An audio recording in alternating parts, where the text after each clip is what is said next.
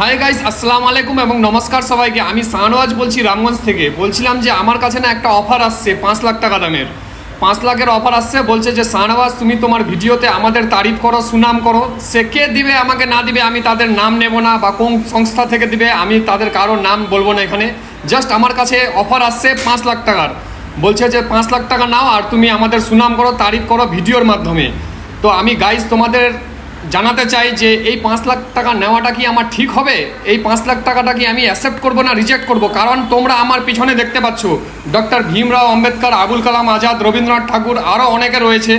এরা যদি আজকে ঘুষ নিত, আজকে যদি এরাও বেইমানি করতো, তাহলে তোমরা ভাবতে পারছো ভারতটা কোথায় যেত, আমাদের সমাজ কোথায় যেত? তো আমি তোমাদের জাস্ট এটাই বলবো। আর আপনারা কমেন্ট করেন যে আমি এই অফারটা 5 লাখ টাকার অফারটা অ্যাকসেপ্ট করবো না রিজেক্ট করবো, কারণ তারা লোকগুলো ভালো নয়। আর তারা বলছে যে ভিডিওতে আমাদের তারিফ করো।